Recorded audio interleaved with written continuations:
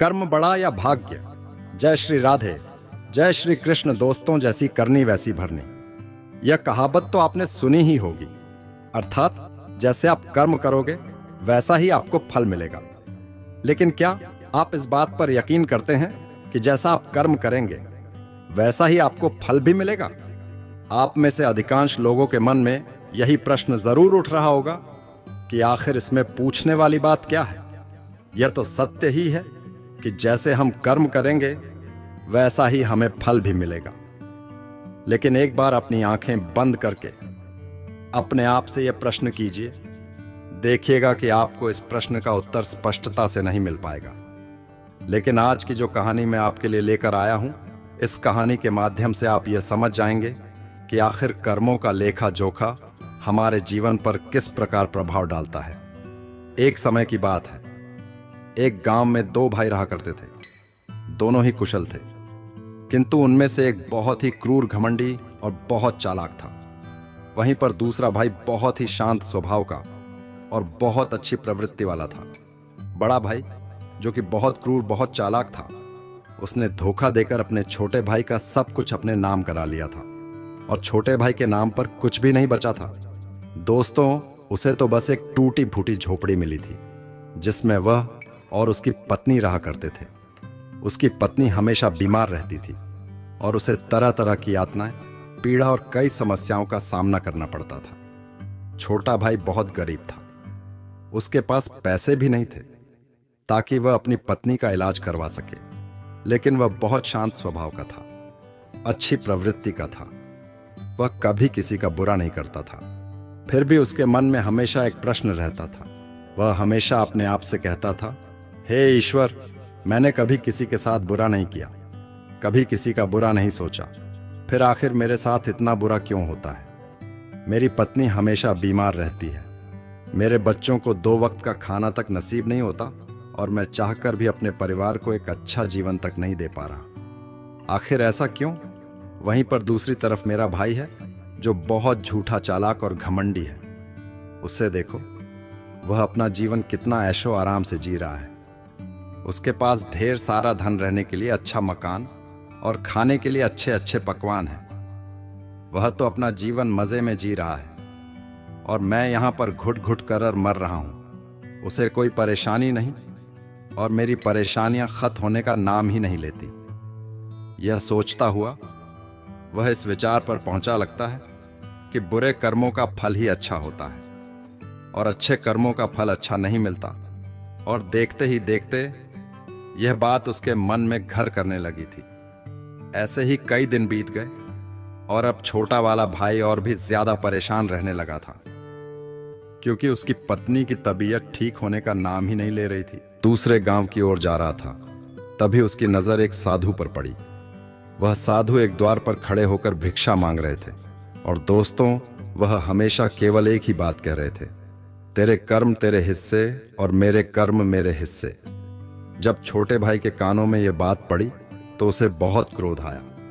वह तुरंत ही उन साधु के पास जा पहुंचा और उनसे कहने लगा, हे गुरुवर, मैं आपको कब से देख रहा हूं, आप केवल एक ही बात कह रहे हैं, तेरे कर्म तेरे हिस्से और मेरे कर्म मेरे हिस्से।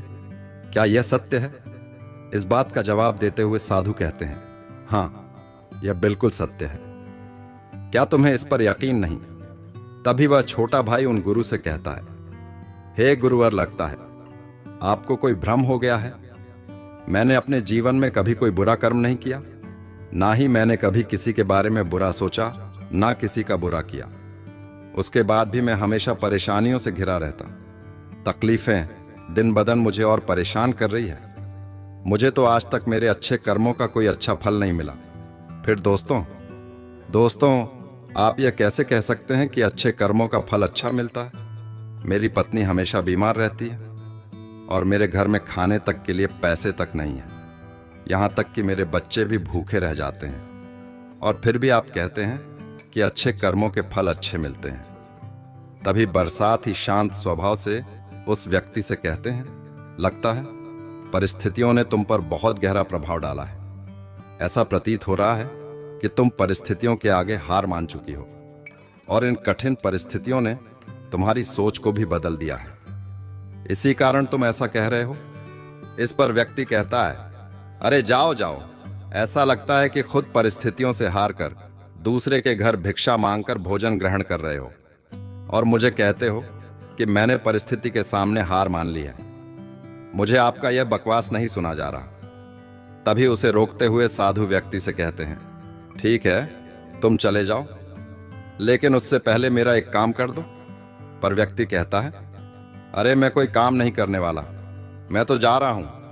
तभी वह साधु कहते हैं, बेटा मैं जानता हूं तुम्हारे मन में क्या प्रश्न है। तुम इस बात से परेशान हो कि तुमने अच्छे कर्म की और उसके बाद भी तुम्हें अच्छे फल नहीं प्राप्त हो रहे। लेकिन क्या तुम इस प्रश्न का जवाब नहीं जानना चाहते? क्या तुम यह नहीं जानना चाहते कि तुम्हारे साथ क्यों हो रहा है? यह सुनकर वह छोटा भाई कुछ देर के लिए मौन हो गया और कुछ देर सोच विचार करने के बाद वह कहता है, अच्छा ठीक है, बताइए मुझे क्या करना होगा। तभी वह साधु उस व्यक्ति से कहते हैं, मेरा बस एक छोटा सा काम कर दो। कल सुबह सुबह तुम मेरे लिए कुछ फल लेकर मेरे आश्रम आ जाना और जब तुम वहां पर आओगे तो मैं तुम्हें तुम्हारे प्रश्न का उत्तर तुम्हें दे दूंगा। यह कैसे कह सकते हैं कि अच्छे कर्मों का फल अच्छा मिलता है? मेरी पत्नी हमेशा बीमार रहती है और मेरे घर में खाने तक के लिए पैसे तक नहीं है।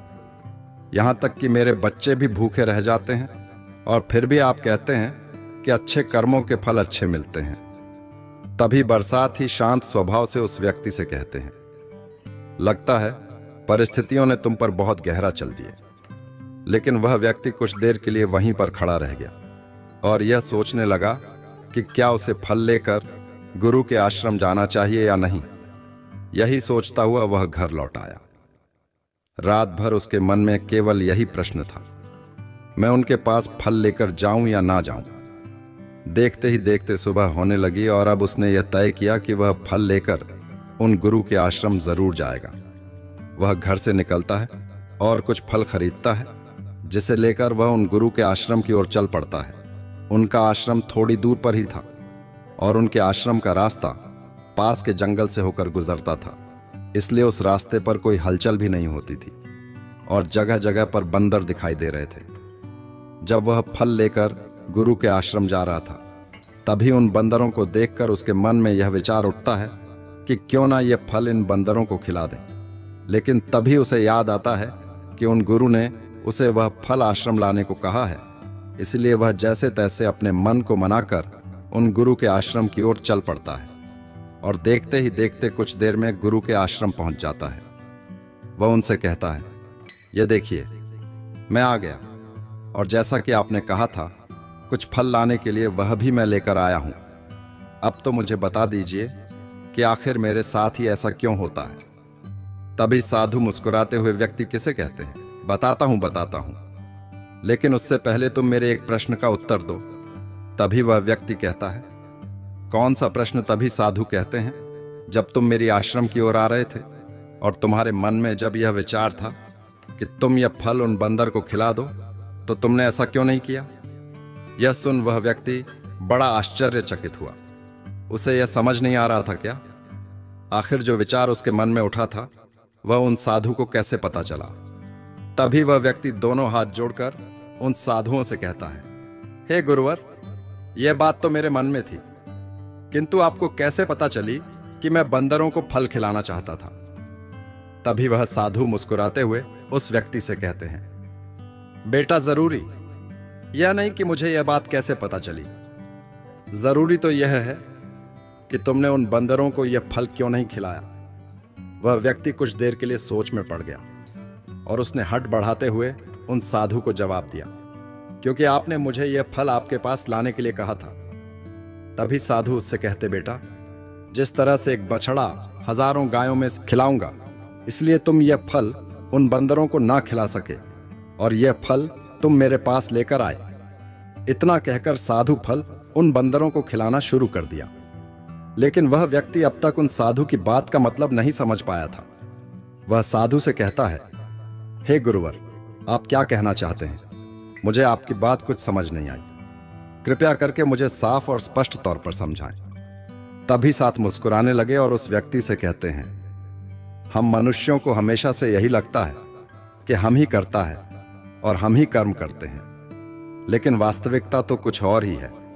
यहां पर समझने वाली बात यह है कि कर्म हमारा चुनाव खुद करता है, हम कर्म का चुनाव नहीं करते। यदि आप किसी काम को करने के योग्य है तो कर्म आपको लाखों लोगों की भीड़ में से भी ढूंढकर निकाल ही लेता है। इसलिए जरूरी यह है कि कर्म करने पर नहीं बल्कि योग्य बनने पर ध्यान दो। यदि तुम्हारा पूरा ध्यान केवल कर्म करने पर होगा तो तुम कभी भी योग्य नहीं बन पाओगे और कभी भी कर्म तुम्हारा चुनाव ही नहीं करेगा। इस पर व्यक्ति कहता है, हे गुरुवर, योग्य बनने से आपका क्या मतलब है? आपका कहना है कि क्या मैं अपने परिवार का पालन पोषण नहीं कर सकता? तभी वह साधु उस व्यक्ति से कहते हैं, नहीं नहीं, मेरे कहने का अर्थ यह नहीं है।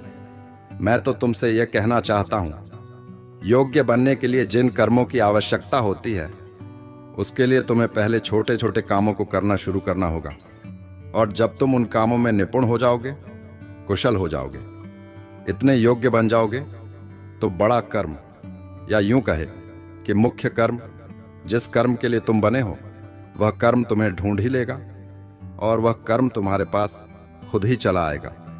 उदाहरण के तौर पर तुम इन बंदरों को ही देख सकते हो। ये बंदर जब छोटे होते हैं तब से ही ये पेड़ों पर चढ़ना सीखते हैं, गुलाटी लगाना सीखते हैं, दौड़ना सीखते हैं, छलांग लगाते हैं। शुरू शुरू में इन्हें तकलीफ होती है, ये कभी गिर जाते हैं तो कभी चोट भी लगती है, लेकिन धीरे धीरे ये उन कामों में निपुण हो जाते हैं, कुशल हो जाते हैं और उसके बाद इनका भोजन इन तक स्वयं ही पहुंच जाता है। इसीलिए अपनी रोजमर्रा की जिंदगी में भी छोटे छोटे कर्म करते रहो, और जब तुम उन कर्मों से अपने आप को उस योग्य बना लोगे तो बड़ा लक्ष्य तुम तक खुद चला आएगा और तुम किसी भी बड़े लक्ष्य को प्राप्त कर सकोगे।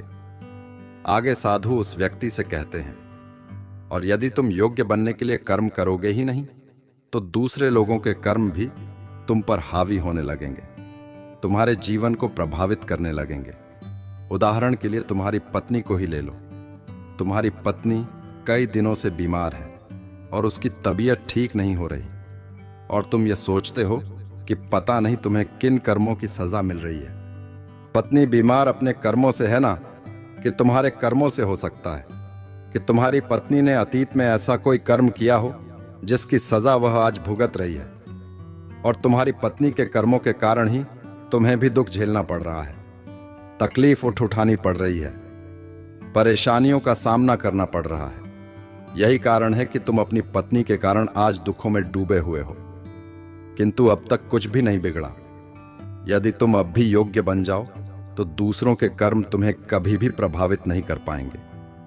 आगे साधु उस युवक को चेतावनी देते हुए कहते हैं, मेरी एक बात हमेशा याद रखना, तुम्हें वह नहीं मिलता जो तुम चाहते हो, बल्कि तुम्हें वह मिलता है जिसके तुम योग्य हो। इसलिए कर्म करने से ज्यादा योग्य बनने पर ध्यान दो, अपनी योग्यता बढ़ाओ। केवल कर्म का फल पाने के लिए कर्म मत करो और फिर तुम कभी भी इन परेशानियों से निकल नहीं पाओगे। तभी व्यक्ति उन साधु के आगे दोनों हाथ जोड़कर उनसे कहता है, आप हमेशा योग्य बनने की बात कर रहे हैं, किंतु आप यह नहीं बता रहे हैं कि मैं अपनी योग्यता को किस तरह से बढ़ाऊं ताकि मेरा मुख्य कर्म मुझे ढूंढ ले। तभी साधु उस व्यक्ति से कहते हैं, यह तो बड़ा ही सरल है, फिर भी लोगों के लिए यह बहुत कठिन हो जाता है। सबसे पहला उपाय यह है कि जो भी कर्म तुम कर रहे हो उस कर्म को करके भूल जाओ। अर्थात योग्य बनने के लिए जो भी कर्म तुम कर रहे हो उसे याद ना रखो, उसे भूल जाओ। ये मत सोचो कि जो तुमने कर्म किया है उसका फल तुम्हें कब और क्या मिलेगा। इसीलिए तो कहा जाता है कि कर्म करो, फल की चिंता मत करो। यदि तुम्हारा मन हमेशा फल की चिंता में ही लगा रहेगा तो इसका अर्थ यह हुआ कि तुमने वास्तविक तौर पर कोई कर्म किया ही नहीं। और हम में से अधिकांश लोग यही गलती करते हैं। उन्हें लगता है कि वह एक अच्छा कर्म कर रहे हैं जिसका फल भी उन्हें अच्छा ही मिलेगा। उनका सारा ध्यान केवल फल पर होता है और यही कारण है कि वह अधिकांश तक दुखी होते हैं, क्योंकि जब उन्हें फल नहीं मिल पाता, या फिर यूं कहे कि जब उन्हें अपने मनवांछित फल नहीं मिल पाता तो उनके मन को ठेस पहुंचती है और वे लोग दुखी रहने लगते हैं, परेशान रहने लगते हैं और हमेशा यही सोचते हैं कि मैंने तो अच्छे कर्म किए थे, फिर भी मुझे अच्छे फल क्यों नहीं मिल रहे? और उनका यही सोचना उन्हें अपने लक्ष्य से भटका देता है। हाँ, आप ये जरूर कर सकते हैं। अपना कर्म करने के बाद उसका आकलन जरूर करें, लेकिन फल की चिंता ना करें। तभी तो व्यक्ति उन साधु से कहता है, हे गुरुवर, आप कह रहे हैं फल की चिंता मत करो, लेकिन जो कर्म किए हैं उसका आकलन जरूर करो। ये कैसे संभव है? तभी साधु बड़े ही शांत स्वभाव से उस व्यक्ति से कहते हैं, जब तुम कोई कर्म करते हो तुम्हारे मन में हमेशा फल की चिंता होती है, जबकि तुम खुद का आकलन कर पाओगे। और जब तुम पूरे ध्यान के साथ किसी काम को करोगे तो तुम्हारे ध्यान की शक्ति भी बढ़ेगी और तुम्हारे कर्म करने की योग्यता भी बढ़ेगी। किंतु यदि तुम यह सोचते हो कि तुम्हें तो केवल कर्म करना है और केवल यही सोचकर तुम कर्म करते चले जाओगे, तो तुम्हें कर्म का फल कभी प्राप्त नहीं होगा और ना ही तुम कभी योग्य बन पाओगे। इसलिए कर्म करने के बाद आकलन जरूर करें। यह देखो कि जब तुम वह कार्य कर रहे थे, तुम्हारा ध्यान, तुम्हारा शरीर और तुम्हारा मन पूरी तरह से इस कार्य पर था या नहीं। तभी वह व्यक्ति एक बार दोस्तों फिर उन साधु से प्रश्न करता है और कहता है, हे गुरुवर, आप सही कहते हैं कि जब भी हम कोई कर्म कर रहे हो तो हमारा पूरा ध्यान उस पर ही होना चाहिए। लेकिन मैं जब भी कोई कर्म करता हूं दोस्तों, तो मेरे मन में तरह तरह के विचार चल रहे होते हैं। मेरा मन विचारों से ग्रसित होता है, पर तरह तरह की बातें सोचने लगता है। तो ऐसे में मैं अपने मन को किस तरह से केवल एक ही कार्य पर टिका सकता हूं? क्या इसका कोई उपाय है? तभी साधु मुस्कुराते हुए उस व्यक्ति से कहते हैं, भंते, जब तुम कोई कर्म कर रहे हो और उसमें जब तुम अपना पूरा ध्यान लगा देते हो, अर्थात कर्म करते समय अपना पूरा भाव डाल देते हो, तो तुम्हारा मन, शरीर और तुम्हारे भाव उसी कार्य पर केंद्रित हो जाते हैं और तुम पूरी निष्ठा, प्रेम और सद्भाव के साथ उस कर्म को कर पाते हो, अर्थात अपना 100% दे पाते हो। और वहीं पर जब तुम केवल कर्म करने की सोच से काम करते हो तो तुम उस पर अपना भाव नहीं लगा पाते और ना ही तुम उसमें अपनी पूरी निष्ठा लगा पाते हो। इसी कारणवश कर्म नहीं रह जाता और ना ही उसका कोई फल तुम्हें प्राप्त होता है। आगे वह साधु उस व्यक्ति से कहते हैं, यदि कोई भी मनुष्य इन बातों को सही तरीके से अपने जीवन में उतारे, इन बातों को ध्यान में रखकर कर्म करे, तो वह अपने आप को योग्य बना सकता है। और एक बार जब वह योग्य बन जाता है तो कर उसे कहीं से भी खोज कर निकाल लेगा और जीवन में किसी भी सफलता को प्राप्त कर पाएगा। इतना कहकर वह साधु शांत हो गए और वह व्यक्ति भी अब यह समझ चुका था कि उसके अच्छे कर्मों का फल उसे अच्छा क्यों नहीं मिल रहा था। उसने उन गुरु को प्रणाम किया और वह वापस घर की ओर लौट गया। दोस्तों, उम्मीद है कि आपको वीडियो जरूर पसंद आई होगी, तो लाइक शेयर जरूर कीजिएगा और हमें ऐसे ही सपोर्ट करने के लिए चैनल को सब्सक्राइब और घंटी बटन को भी जरूर दबा दीजिएगा।